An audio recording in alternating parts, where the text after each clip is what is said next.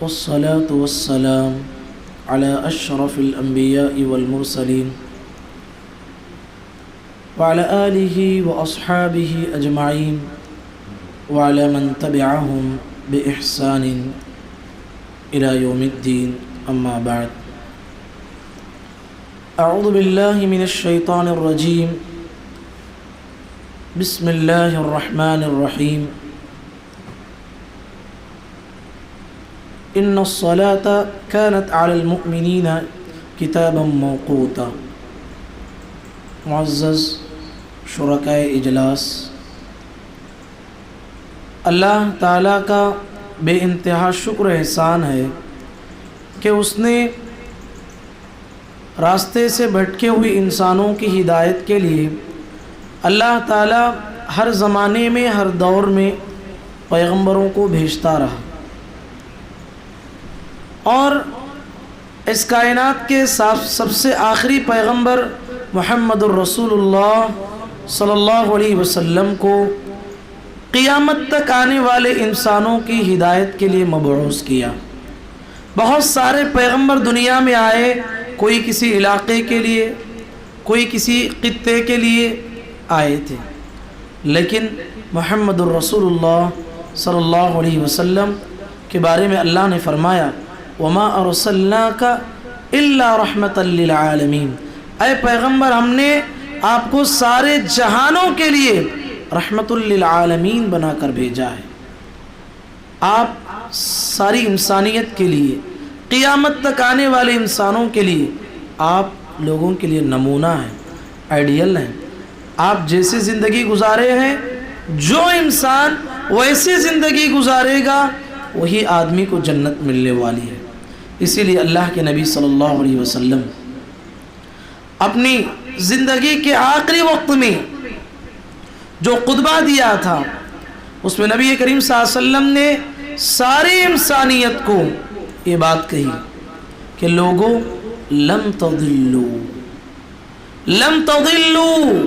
ما تمسکتم بہما کتاب اللہ و سنتی، کہا کہ لوگوں ہدایت کا راستہ چاہتے ہو، تم ہرگز گمراہ نہیں ہو سکتے جب تک تم کتاب اللہ کی کتاب قرآن مجید اور محمد الرسول اللہ صلی اللہ علیہ وسلم کی سنت کو مضبوطی سے تھام لوگے، کوئی تمہیں گمراہ نہیں کر سکتا۔ اب ہدایت کس میں مضمر کر دی گئی ہے؟ قرآن میں اور صحیح احادیث میں۔ بات سمجھ میں آ گئی؟ اللہ کے نبی صلی اللہ علیہ وسلم نے یہ نہیں کہا کہ ہدایت تمہارے باپ دادا کے طور طریقے میں ہے، ایسا کہا ہے؟ کہیں بھی نہیں کہا۔ ہدایت کا پیمانہ قرآن اور حدیث ہے۔ یہ بات سب متفق ہیں اس بات سے کہ ہمیں جو ہے جنت جانے کے لیے یہ دونوں کو مضبوطی سے تھامنا ہے۔ اب دیکھیے، زندگی میں پیارے نبی صلی اللہ علیہ وسلم نے ہمیں کھانے سے لے کر پینے سے لے کر زندگی کی چھوٹی چھوٹی چیزوں میں اللہ کے نبی صلی اللہ علیہ وسلم نے ہماری رہنمائی فرمائی ہے۔ آپ نے دیکھا ہے، ہمیں 2 دن 3 دن پہلے ہم نے پڑھا تھا کہ اللہ کے نبی صلی اللہ علیہ وسلم نے کیسے صحابہ کی تربیت کی تھی۔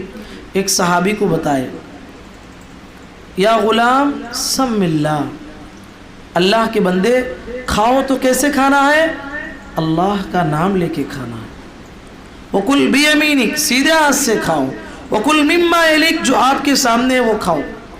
حضرت سلمان فارسی رضی اللہ عنہ جا رہے تھے، مشرکین بیٹھ کے زور زور سے ہنسنے لگے۔ سلمان فارسی رضی اللہ عنہ سے کہنے لگے اے سلمان، تمہارا نبی کیسا عجیب نبی ہے، وہ نبی تم لوگوں کو پیشاب کیسے کرنا اور استنجا کیسے حاصل کرنا یہ طریقہ بھی سکھاتے ہیں کیا؟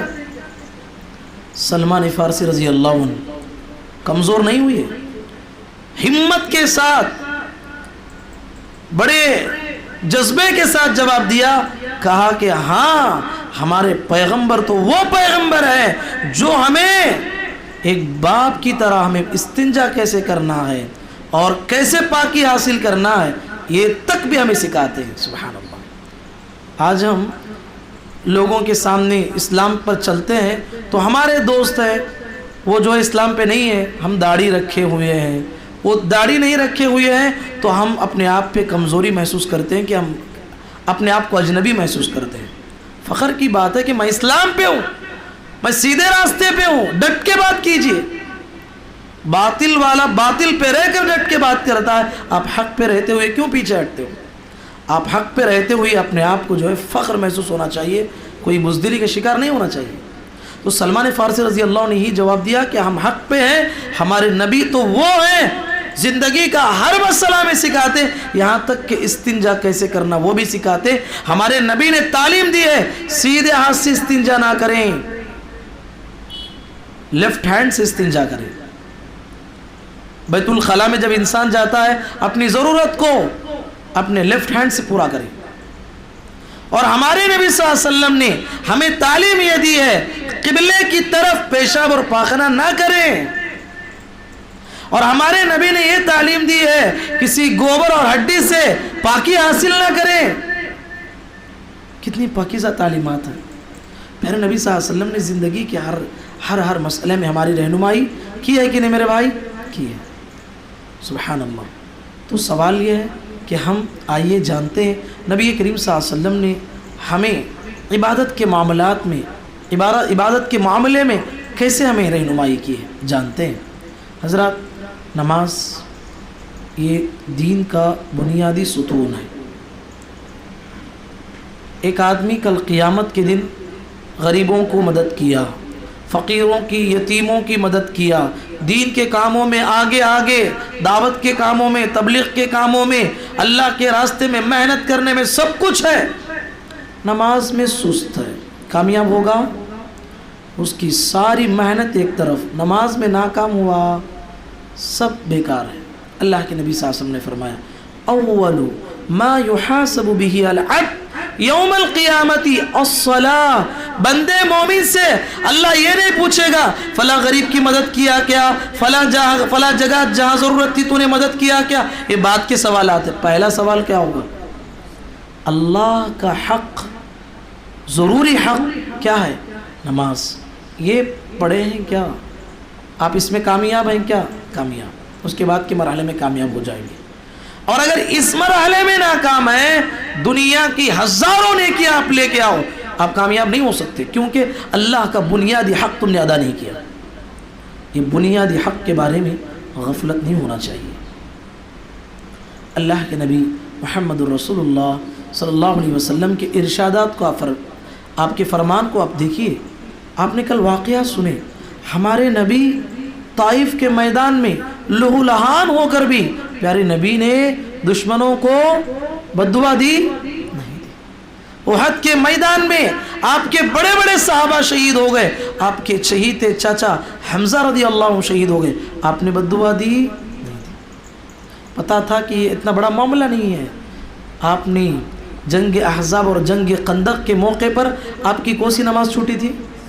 عصر کی نماز، اور وہ بھی چھوٹی، مطلب وقت سے نکل گئی تھی۔ پیارے نبی کو جو ہے واقعتاً دل کو تکلیف ہوئی، ہمارے نبی کو۔ پیارے نبی نے بددعا کر دی، کہا کہ اللہ ان ظالموں کی وجہ سے میری ایک نماز جو ہے وقت سے ہٹ گئی ہے، اے اللہ ان کے گھروں کو اور ان کی قبروں کو تو آگ سے بھر دے، بل اللہ بیوتہم وقبورہم نارا۔ بات سمجھ میں آتی ہے ہمارے نبی اور اللہ اور اسلام کے نزدیک نماز کی کتنی بڑی اہمیت ہے، اور امت مسلمہ اس کے سلسلے میں کیسے غفلت برتتی ہے۔ ہاں، اللہ کے نبی صلی اللہ علیہ وسلم نے کیا فرمایا؟ اس دنیا کے سب سے بدترین 4 لوگ ہیں۔ کوئی بولیں گے اس دھرتی کے بدترین لوگ، برے لوگ 4 ہیں، بولیے؟ نہیں، نام بولیے، نام۔ جیسے قارون ہے، اور فرعون ہے، حامان ہے، ابی بن خلف۔ نبی صلی اللہ علیہ وسلم نے کہا اس دھرتی کے بوجھ تھے، وہ اس دنیا کے سب سے بدترین لوگ ہیں۔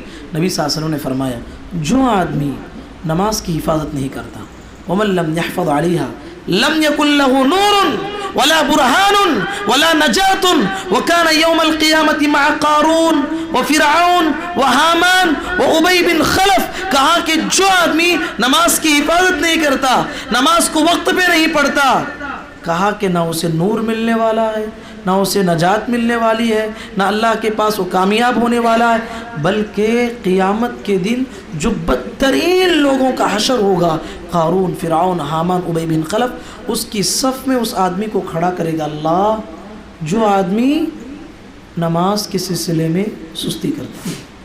اللہ اکبر، بات سنجیدہ بات ہے، نماز کے سلسلے میں سمجھنے کی بات ہے۔ اللہ کے نبی محمد رسول اللہ صلی اللہ علیہ وسلم نے فرمایا ان بین الرجل و بین الشرک ترک الصلاۃ، ایک مسلمان اور ایک کافر کے درمیان فرق کرنے والی چیز نماز۔ اب یہ جو کافر کا جو لفظ استعمال ہوا ہے، امت کے بڑے بڑے علماء، سعودیہ کے جتنے بڑے بڑے علماء ہیں، انہوں نے کہا کفر سے مراد وہ کفر ہی ہے، جو آدمی ایک نماز کو جانتے پوچھتے چھوڑتا ہے وہ کافر ہو جاتا ہے۔ اور علماء نے لکھا ہے کہ اس کو جو ہے مسلمانوں کی قبرستان میں دفن نہیں کرنا چاہیے۔ اللہ اکبر، علماء کا قول ہے یہ۔ اب اگر آپ علماء کی ایک قول یہ ہے اور ایک علماء کا ایک قول کیا ہے، کفر دون کفر، یعنی یہ عمل ایسا عمل ہے آدمی نماز چھوڑتے جائے گا، یہ جو ہے یہ عمل اس کو کفر تک پہنچائے گا۔ کافر تو نہیں ہوتا، لیکن یہ عمل ایسا عمل ہے مستقل چھوڑتے جائے گا تو کافر بھی بن جا سکتا ہے، یہ مطلب ہے۔ تو دو بھی مطلب علماء نے بیان کیا ہے، لیکن جگید علماء جو اس امت کے ہیں ان کا قول یہی ہے کہ جو آدمی جانتے پوچھتے ایک نماز بھی چھوڑتا ہے وہ کافر ہو جاتا ہے۔ اللہ اکبر، بہت سنجیدہ بات ہے میرے بھائی، نماز کے سلسلے میں ہمیں سنجیدہ ہونا ہے۔ محمد الرسول اللہ صلی اللہ علیہ وسلم کے پاس ایک صحابی آئے، ان کا نام تھا عبداللہ بن ام مکتوم۔ آ کے کہا اللہ کے نبی میں اندھا ہوں، بوڑھا ہو گیا ہوں، کمزور ہو گیا ہوں، راستہ گھر سے مسجد تک بہت دور ہے، راستے میں آتا ہوں درندوں کا ڈر ہے، پرندوں کا ڈر ہے، بچھوؤں کا، سانپوں کا ڈر ہے، کتوں کا ڈر ہے، اللہ کے نبی اجازت دے دو میں گھر میں نماز پڑھ لوں گا۔ سبحان اللہ، نبی صلی اللہ علیہ وسلم کو رحم آ گیا، کہا کہ اچھی بات ہے تم گھر میں نماز پڑھ لو۔ خوش ہو گئے، جا رہے تھے، وحی آ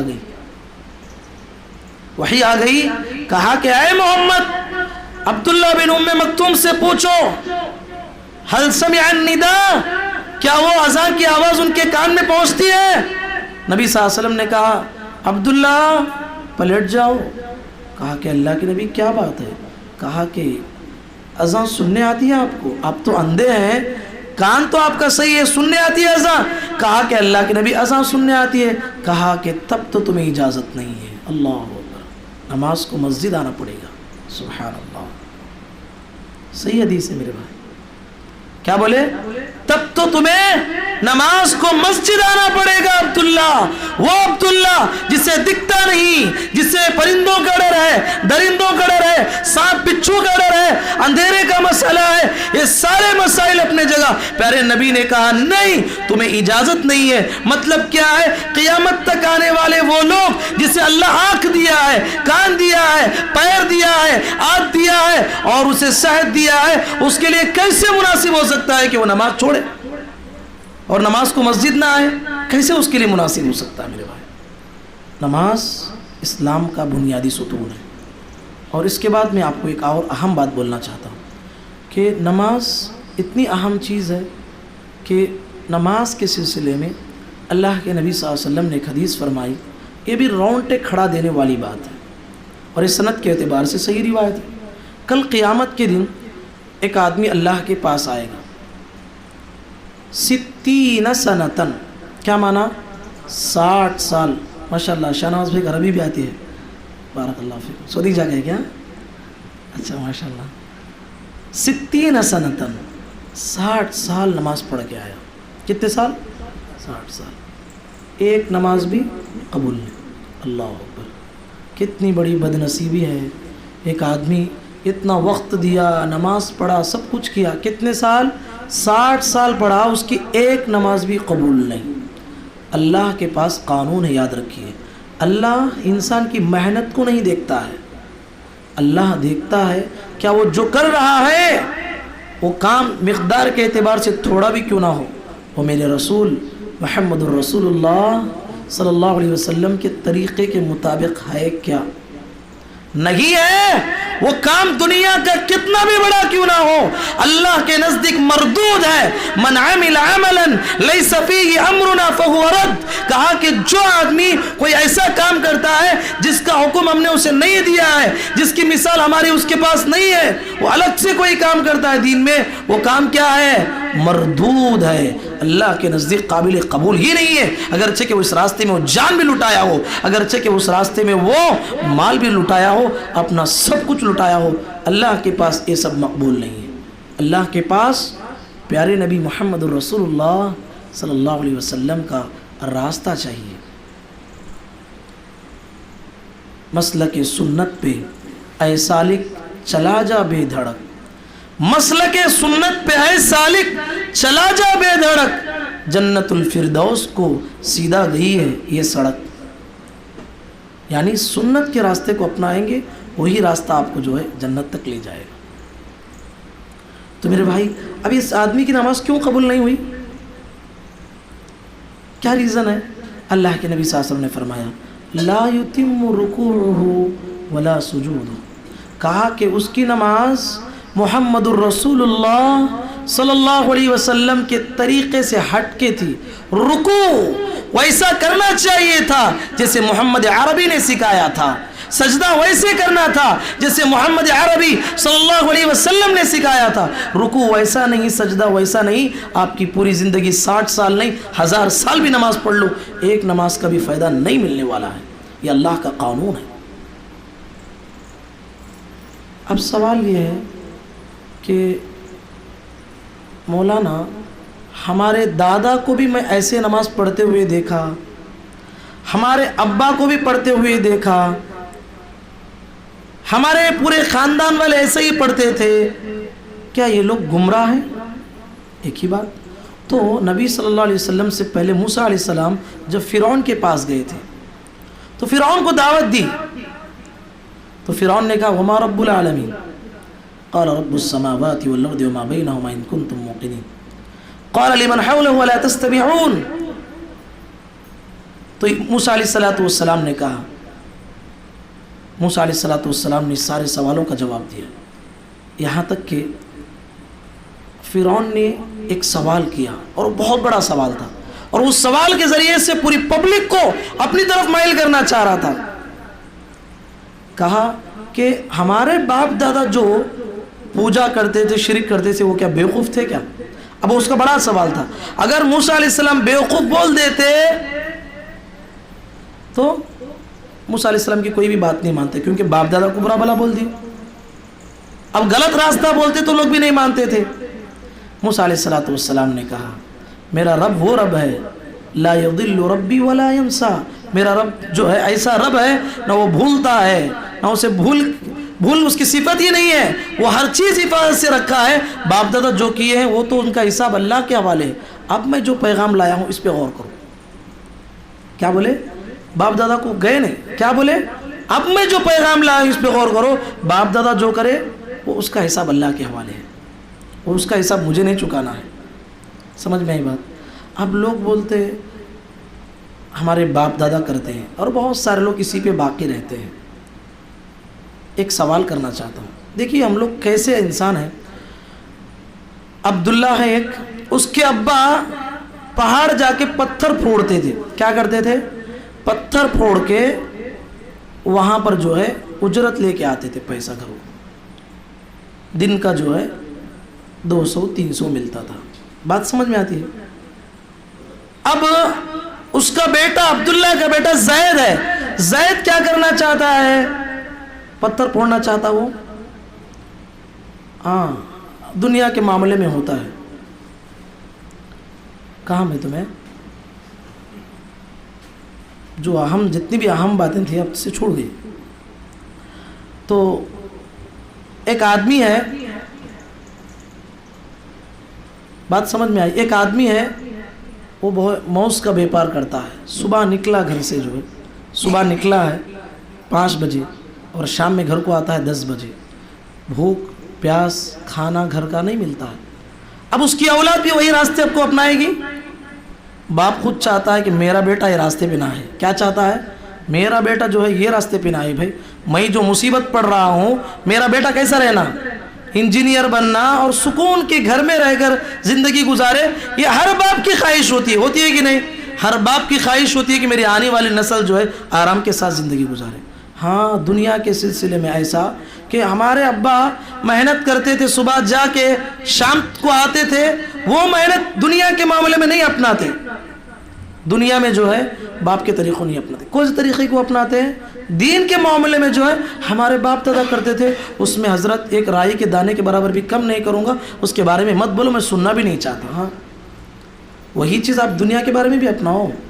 मीठा मीठा हब, कड़वा कड़वा थू बोलते ना, ऐसे ही कुरान मजीद में अल्लाह ताला ने फरमाया, अफतुमिनून बिबादिल किताब व तकफुरून बिबाद।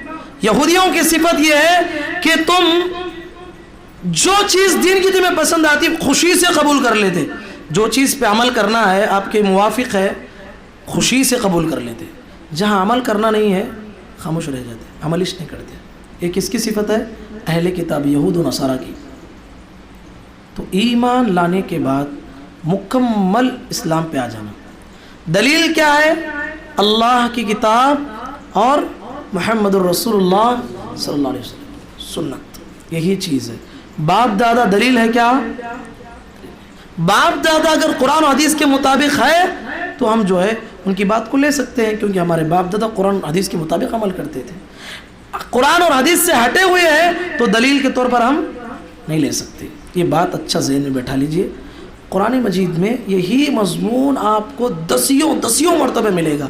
अल्लाह के पैगम्बर जब भी कहते हैं कि अल्लाह के बंदो मरने के बाद उठना है और उठने के बाद आपको अल्लाह के पास हिसाब देना है, लोग कहते ऐदा मितना वकुन्ना तुराबन व आबाउना अन्ना लमुखरजून, क्या हम मर जाएंगे, मिट्टी में गल जाएंगे, सड़ जाएंगे, हड्डी हड्डी हो जाएंगे, क्या वो जो हमारे बाप दादा आज से 1000 साल मरे वो उठेंगे?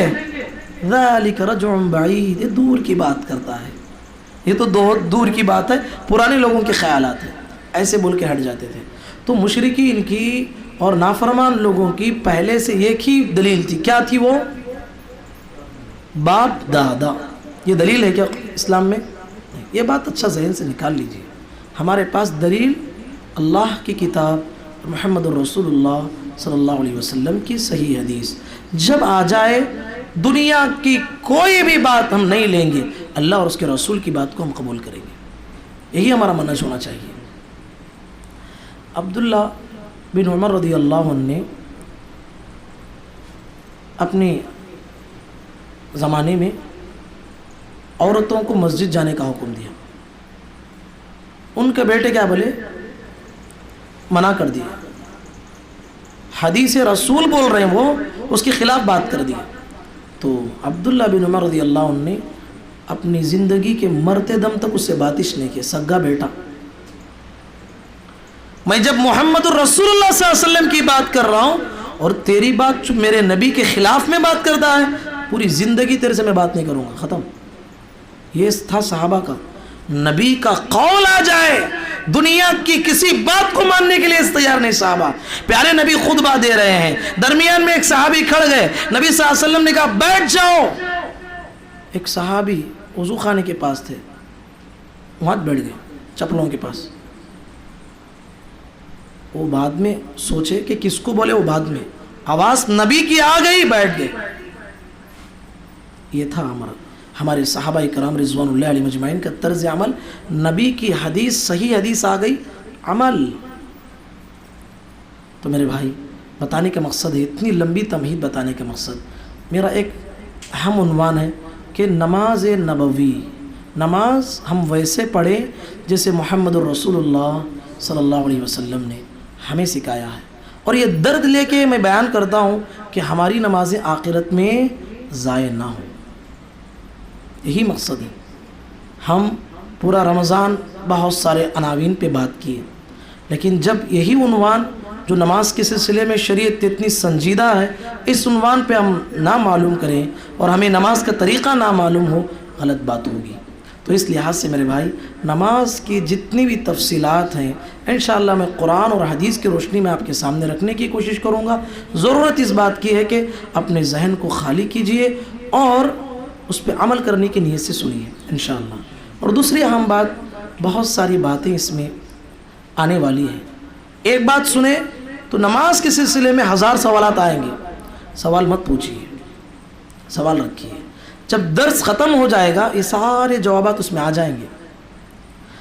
اگر چھوٹے ہیں تو انشاءاللہ آپ کو موقع ہے، آپ اس سلسلے میں پوچھ سکتے ہیں نماز کے سلسلے میں۔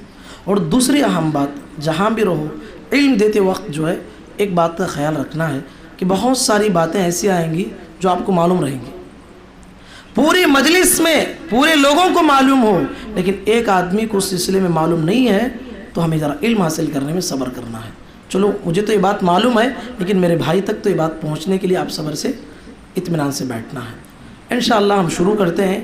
پہلے نماز کا طریقہ نبی صلی اللہ علیہ وسلم نے کیسے ادا کیا، جو صحیح احادیث ہیں حدیث کے نمبر کے ساتھ آپ کے سامنے میں رکھوں گا، اور اس کے بعد کے درس میں ہم یہ معلوم کریں گے نماز میں ہونے والی غلطیاں کیا کیا ہیں، جو بڑی بڑی غلطیاں ہیں۔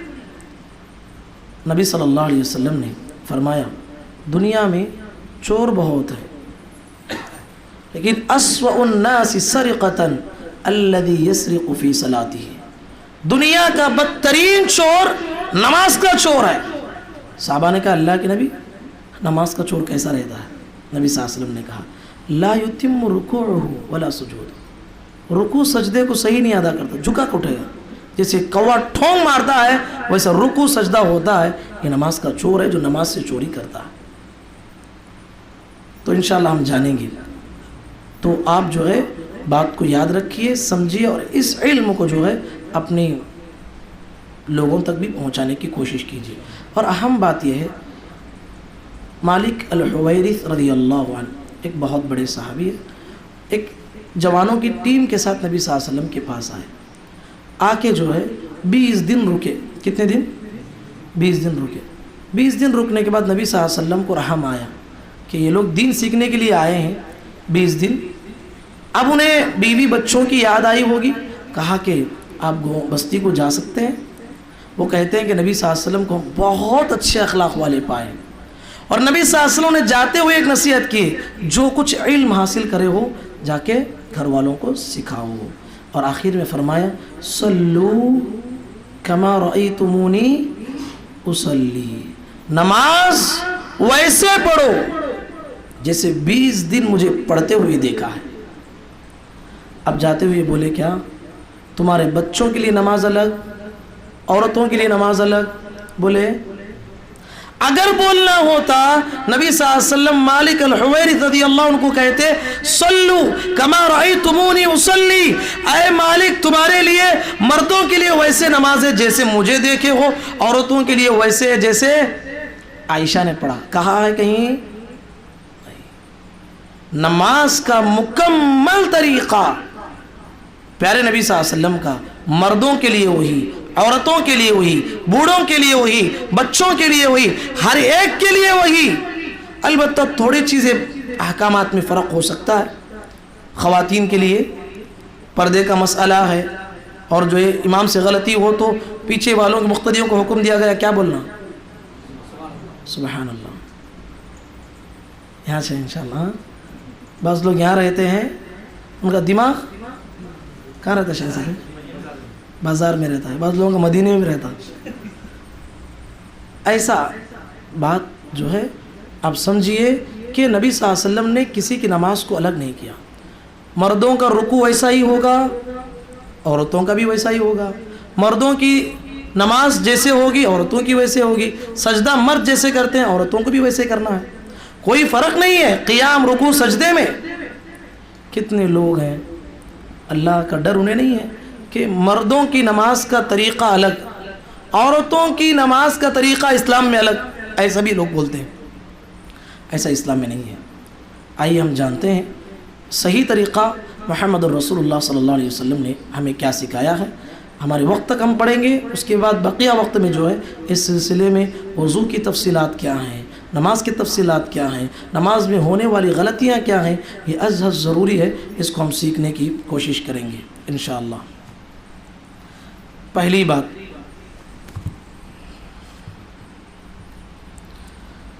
اللہ کے نبی صلی اللہ علیہ وسلم جب بھی نماز کے لیے جاتے پہلے قبلے کا انتخاب کرتے۔ قبلہ کدھر ہے ہمارا؟ کعبۃ اللہ کی طرف، ادھر یہاں ادھر ہے، دوسری جگہ جائیں گے تو جدھر کعبۃ اللہ ہے ادھر ہمارا قبلہ ہے۔ پہلے کی ابتدائی 16 مہینے جو ہے بیت المقدس کی طرف تھا، بعد میں جو ہے اللہ تعالیٰ نے بدل دیا۔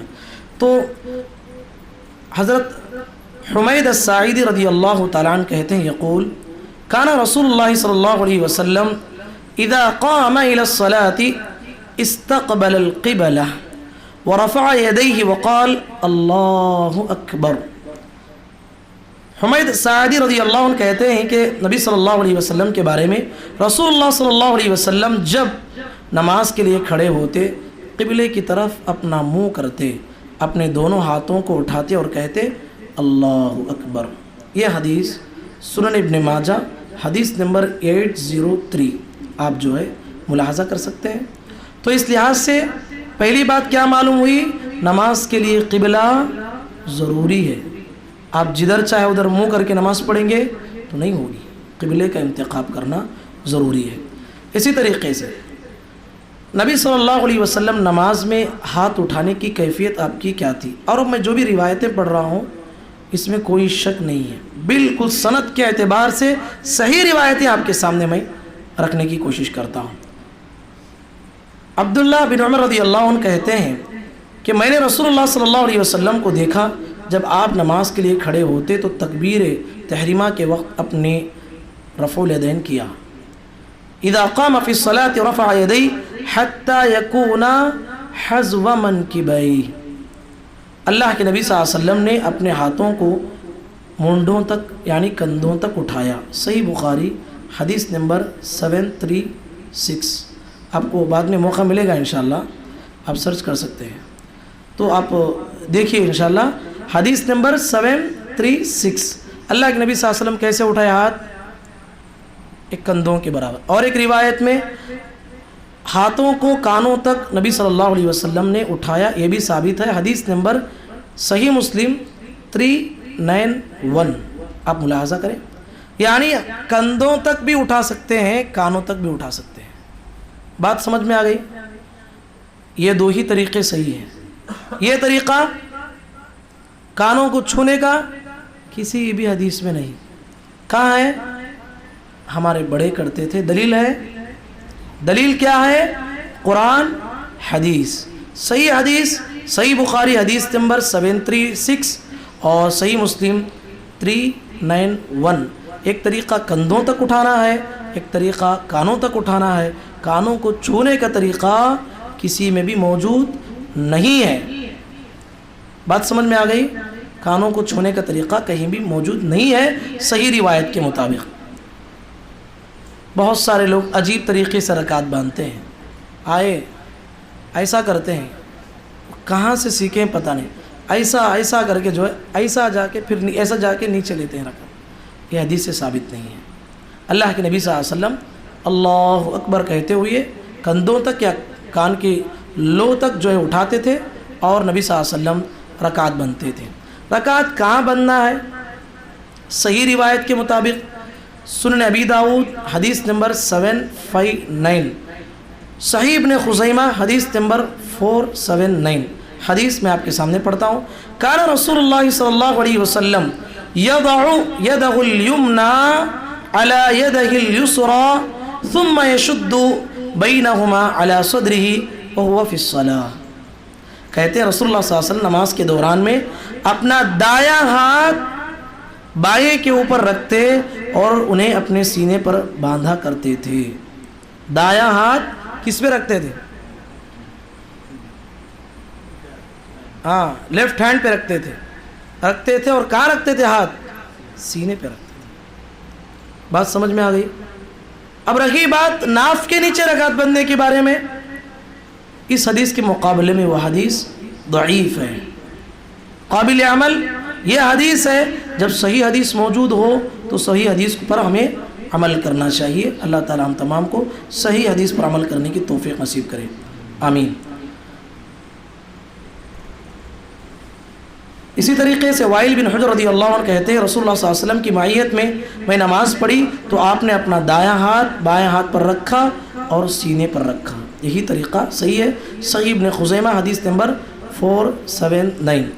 اسی طریقے سے دعائے استفتاح, نماز کے شروع میں آپ رکعت باندھے سورہ فاتحہ پڑھنا شروع کر دیے, نہیں,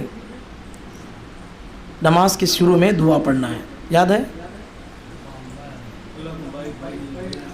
احسنت, بارک اللہ فیکم. اللہم اغسلنی خطایا بالماء والثلج والبرد. بارک اللہ فیکم, بارک اللہ فیکم. بولیے بھائی, ماشاءاللہ. اکثر لوگوں کو اتنی بڑی دعا یاد نہیں رہتی. اکثر لوگوں کو جو وہ دعا یاد رہتی سبحانک اللہم وبحمدک وتبارک اسمک وتعالی جدک ولا الہ غیرک, یہ بھی دعا ثابت ہے. صحیح بخاری جو آپ پڑھے اللہم باعد بینی, صحیح بخاری حدیث نمبر 744. اور وہ دعا سبحانک اللہم وبحمدک وتبارک اسمک وتعالی جدک ولا الہ غیرک, یہ حدیث نمبر سنن ابی داؤد حدیث نمبر 775. یہ دو دعائیں ثابت ہیں. بہت سارے لوگوں کو یہ بات بھی نہیں معلوم ہے. نماز کے لیے کھڑے ہو گئے, اللہم باعد بینی یا سبحانک اللہم پڑھ لیے, اس کے بعد سورہ فاتحہ شروع کرتے ہیں. اللہ کے نبی صلی اللہ علیہ وسلم کی حدیث, رسول اللہ صلی اللہ علیہ وسلم تکبیر تحریمہ کے بعد تعوذ پڑھتے تھے. اعوذ باللہ السمیع العلیم من الشیطان الرجیم من حمزہ ونفخہ ونفثہ, میں اللہ کی پناہ طلب کرتا ہوں جو ہر آواز کو سننے والا ہے اور ہر چیز کو جاننے والا ہے, مردود شیطان کے شر سے, اس کے قطرے سے, اس کے پھونکوں سے, اس کے وسوسوں سے. یہ اللہ کے نبی صلی اللہ علیہ وسلم پڑھتے تھے. پھر آپ صلی اللہ علیہ وسلم سرًا بسم اللہ الرحمن الرحیم پڑھتے. انس رضی اللہ عنہ بیان کرتے ہیں میں نے رسول اللہ صلی اللہ علیہ وسلم, ابو بکر رضی اللہ عنہ, عمر رضی اللہ عنہ, عثمان رضی اللہ عنہ کے ساتھ نماز پڑھی. میں نے ان میں سے کسی کو بسم اللہ الرحمن الرحیم پڑھتے نہیں سنا. کیا مطلب؟ زور سے پڑھتے نہیں تھے. کیا مطلب؟ ہر نماز میں جب ہم رکعت بنتے دعائے استفتاح کے بعد اعوذ باللہ بسم اللہ زور سے نہیں پڑھتے تھے, دل میں پڑھتے تھے. تو اس طریقے سے جو ہے دوسری روایت میں جہرن نہیں پڑھتے تھے. وہ جو روایت میں نے آپ کے سامنے بیان کی, انس رضی اللہ تعالیٰ عنہ نے فرمایا ابو بکر و عمر و عثمان کو میں نے پڑھتے ہوئے نہیں دیکھا بسم اللہ الرحمن الرحیم. صحیح مسلم حدیث نمبر 890, آپ ملاحظہ کر سکتے ہیں. اور دوسری روایت میں بسم اللہ کا جو لفظ کہے تھے جہرن نہیں سنا, وہ حدیث نمبر مسند احمد 13259, یہ حدیث آپ ملاحظہ کر سکتے ہیں. اسی طریقے سے ایک اہم بات ہے سورۃ الفاتحہ. سورہ فاتحہ معلوم؟ سورۃ الفاتحہ نماز میں پڑھنا کیسا ہے؟ اللہ کے نبی صلی اللہ علیہ وسلم کی حدیث, رسول اللہ صلی اللہ علیہ وسلم تعوذ اور تسمیہ کے بعد سورہ فاتحہ پڑھا کرتے تھے. سورہ فاتحہ الحمدللہ رب العالمین الرحمن الرحیم الی آخرہ, مسند احمد حدیث نمبر 13337. ام سلمہ رضی اللہ عنہ بیان کرتی ہیں رسول اللہ صلی اللہ علیہ وسلم کی قرات کی کیفیت بیان کرتے ہوئے فرماتی ہیں کہ آپ ایک ایک آیت ٹہر ٹہر کر پڑھا کرتے تھے. سنن ابی داؤد حدیث نمبر 4001. میں یہ انداز اس لیے آپ کو بولتا ہوں, کل کے دن کوئی آدمی یہ تمام باتوں کو ہوائی باتیں نہ سمجھے, اس کو سرچ کرنے کے لیے بھی جو ہے ان کے پاس بھی دلائل موجود ہوں. اس لیے میں جیسے ہو بہو روایتیں جیسے ویسے آپ کے سامنے پڑھ کے سنانے کی کوشش کرتا ہوں. اب رہی بات, کیا نماز میں سورہ فاتحہ نہیں پڑھے تو نماز ہوتی کیا ہوتی؟ نہیں پڑھتے نا بھائی لوگ, ہاں نہیں پڑھتے نا, فرض نماز میں نہیں پڑھتے. کیا دلیل ہے؟ اللہ کے نبی صلی اللہ علیہ وسلم نے فرمایا, حدیث صحیح بخاری کی ہے, ہمارا ماننا ہے یہ آسمان کے نیچے اصح الکتب بعد کتاب اللہ, قرآن مجید کے بعد اس کائنات کی سب سے سچی کتاب کون سی ہے؟ صحیح البخاری. قرآن مجید کے بعد سب سے سچی کتاب کس کی ہے؟ صحیح بخاری کی ہے. اس میں کسی کا شک بھی نہیں ہے, سب محدثین کا اتفاق ہے. صحیح بخاری میں جتنی بھی روایتیں صحیح سند کے اعتبار سے آئی ہیں. یہ حدیث صحیح بخاری حدیث نمبر 756 کی نمبر کی حدیث ہے.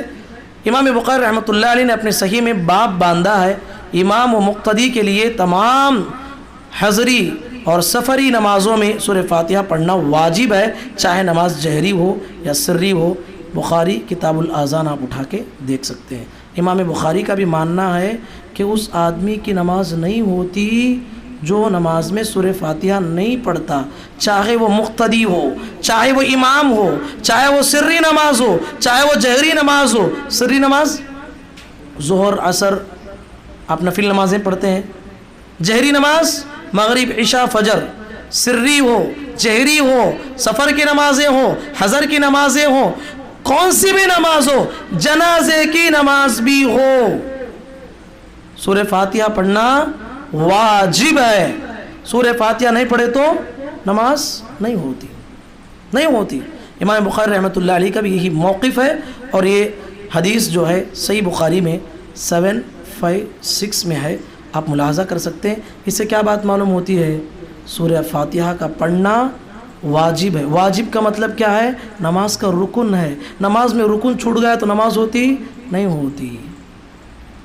تشہد ایک رکن ہے کہ نہیں؟ اب تشہد چھوڑ دے تو نماز ہوتی کیا؟ نہیں ہوتی. اسی طریقے سے رکوع ایک رکن ہے کہ نہیں؟ رکن چھوٹ گیا تو نماز نہیں ہوتی. تو یہاں فاتحہ ایک رکن ہے کہ اسی لیے فرمایا گیا لا صلاۃ، تمہاری نماز نہیں ہوگی. مطلب یہ ہے نماز ہونے کے لیے سورہ فاتحہ ضروری ہے، رکن ہے، رکن میں شامل کیا گیا، آپ کو پڑھنا پڑے گا. جو بھی آدمی نہیں پڑھتے ہیں اللہ سے ڈرنا چاہیے، سورہ فاتحہ کا اہتمام کرنا چاہیے. بڑے افسوس کے ساتھ کہنا پڑتا ہے امت پہ، جہاں فاتحہ پڑھنے کا حکم دیا گیا وہاں نہیں پڑھتے، کھانے پہ فاتحہ خوانی کرتے. جہاں پڑھنے کا ہی حکم نہیں، فاتحہ خوانی، الفاتحہ، جہاں دیکھو الفاتحہ الفاتحہ. اور ایک ہے جو لوگوں کو بہت ہنساتا رہتا ہے، ایک آدمی جو ہے حیدرآباد کا رہنے والا ہے، وہ سورہ فاتحہ نہیں پڑھنا بول دیے. صحیح آدمی جو ہے حدیث کے مطابق فاتحہ خوانی کرنا جائز نہیں بولے. اب وہ جو ہے اس کی جہالت کی انتہا دیکھیے. وہ مسجد میں گیا، امام صاحب نماز پڑھائے، سورہ فاتحہ پڑھے، نماز کے بعد پکڑ لیا. کیا کرا؟ عوام، بھولی بھالی عوام کو کیسے گمراہ کرتے ہیں لوگ. نماز کے بعد جا کے پکڑا، کہا کہ تم نے کیا کیا نماز میں؟ سورہ فاتحہ پڑھا کہ نہیں؟ کہا کہ ہاں پڑھا.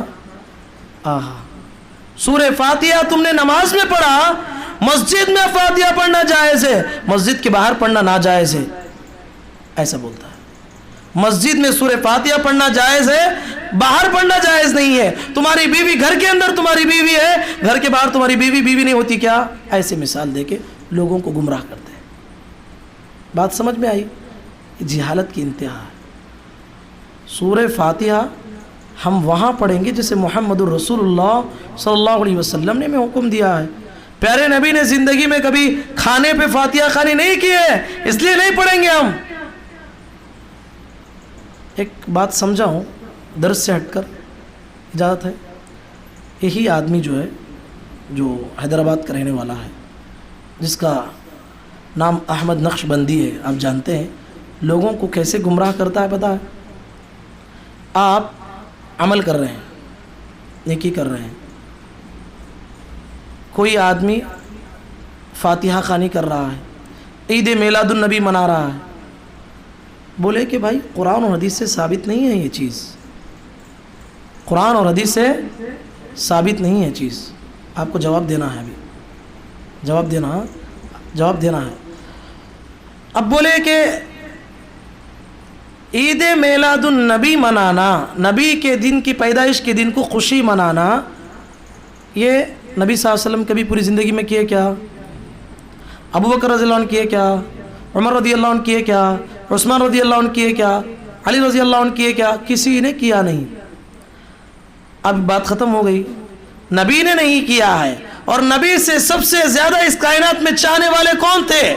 ابو بکر تھے، عمر تھے، عثمان تھے، علی تھے، صحابہ تھے، ان کی محبتوں کو ہم کہاں پہنچ سکتے ہیں؟ ہماری محبت کا کیا عالم؟ پیارے نبی کی چھوٹی چھوٹی سنتوں کو ہم فالو نہیں کرتے، وہ تو جان دینے کے لیے تیار تھے، وہ صحابہ نے جب نہیں کیا ہے تو ہم کیسے آج جو ہے عید میلاد النبی منائیں گے؟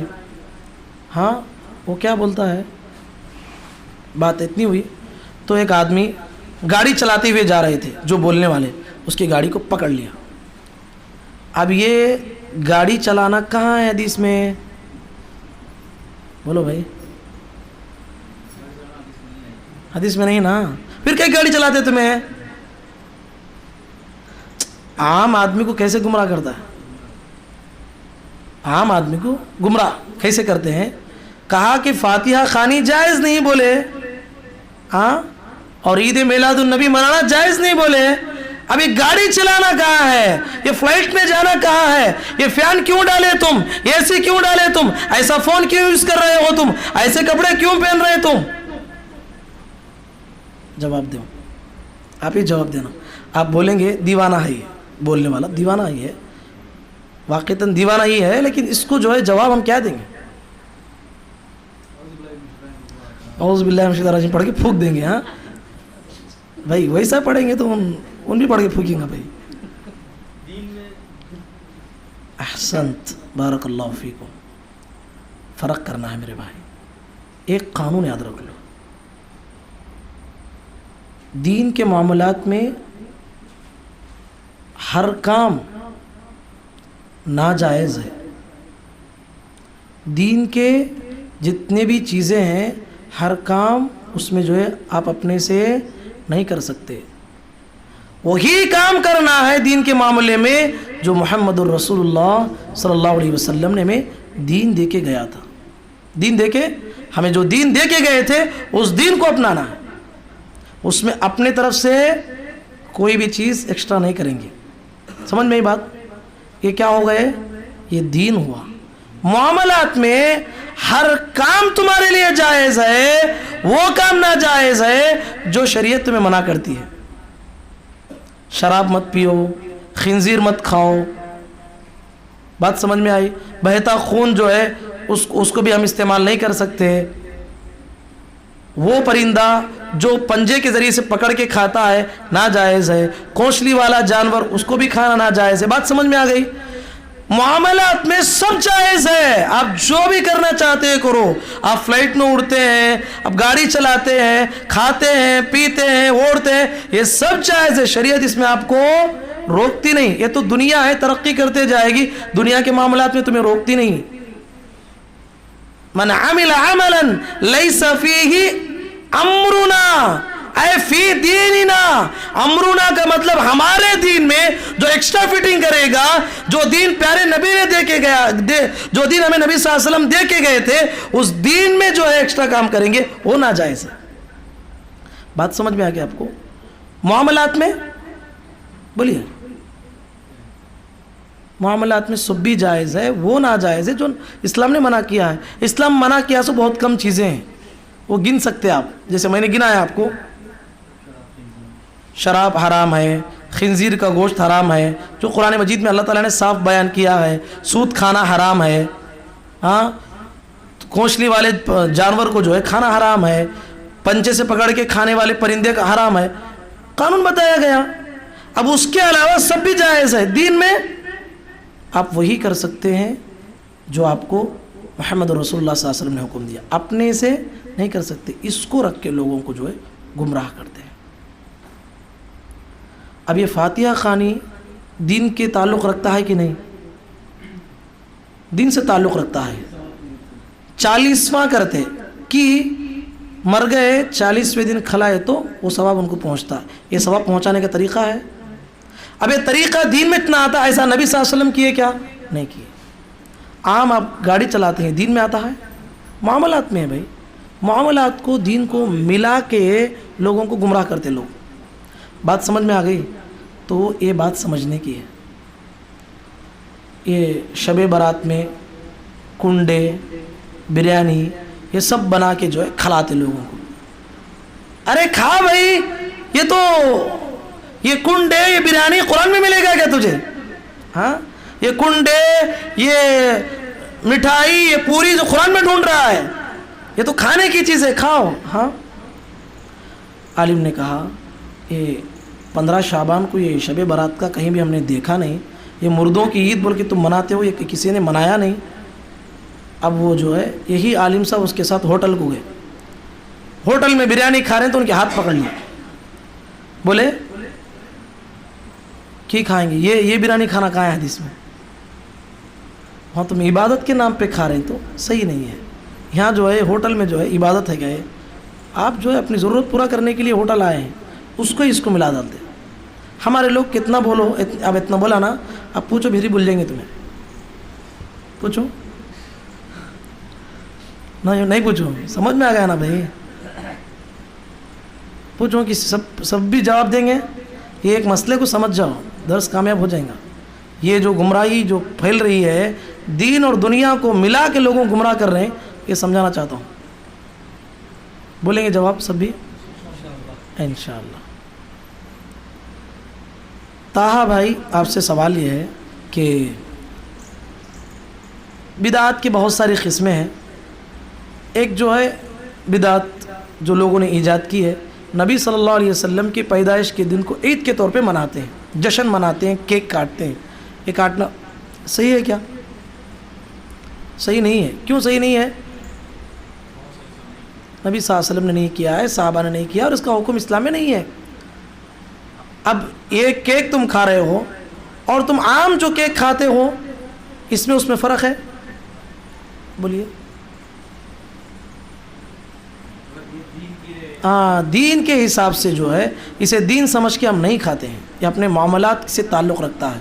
وہ جو بات کہی تھی وہ دین سے تعلق ہے. آپ بتائیے، کوئی آدمی فاتحہ خوانی کو آپ کو گھر کو بلاتے ہیں، آپ کیا جواب دیں گے؟ ہی نہیں آئیں گے بھائی. ہمارے بڑے تو کر لے کو چاہتے نا. بدعت ہے بریانی کھانے میں، بدعت کیا بھائی؟ بسم اللہ بول کے کھا لو.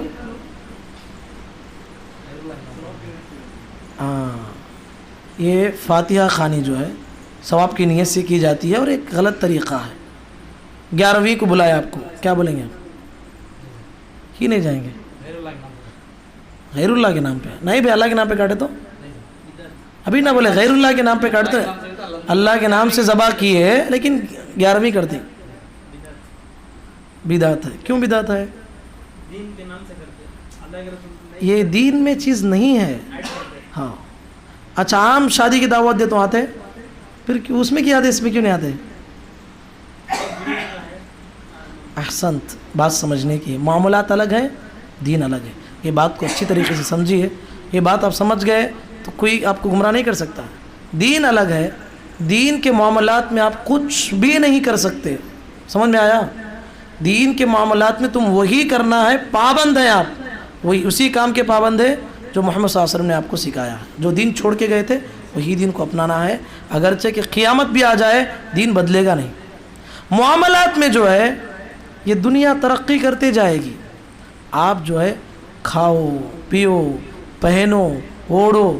اللہ تعالیٰ نے فرمایا والخیل والبغال والحمیر لترکبوها وزینہ ویخلق ما لا تعلمون.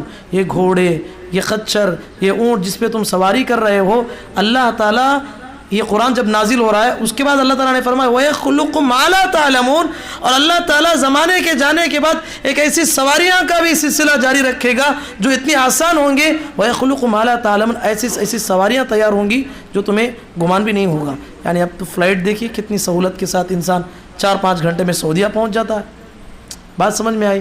تو اس طریقے سے دنیا ترقی کر جائے گی. دنیا آپ کے لیے جتنا استعمال کرنا چاہو کر سکتے ہو، لیکن وہاں پر رکنا ہے جہاں شریعت آپ نے رکنے کا حکم دیا. اور دین میں جو ہے آپ کو کچھ بھی نہیں کرنا ہے، وہی کرنا ہے جو شریعت آپ کو کرنے کا حکم دیتی ہے. بات سمجھ میں آئی؟ انشاءاللہ وقت تھوڑا زیادہ ہی ہوا ہے، بس میری یہ بات آپ کو سمجھ میں آئی ہے اور میری جو تمہید میں نے آپ کو سمجھایا ہے وہ سمجھ میں آئی ہے تو انشاءاللہ کوئی بات نہیں، کل کے درس میں ہم جو ہے انشاءاللہ مزید جو ہے نماز کے سلسلے میں نماز کا طریقہ کیا ہے، نماز کی غلطیاں کیا ہیں، وہ ساری تفصیلات ہم جانیں گے۔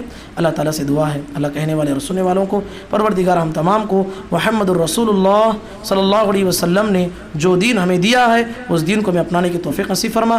اے اللہ ہمیں محمد رسول اللہ صلی اللہ علیہ وسلم کی صحبت جنت میں نصیب فرما۔ اے اللہ ہم جو کچھ کرتے ہیں ان تمام نیکیوں کو تو قبول فرما۔ اللہم آمین وآخر دعوانا ان الحمد للہ رب العالمین۔ سبحانک اللہم وبحمدک اشہد ان لا الہ الا انت استغفرک واتوب الیک۔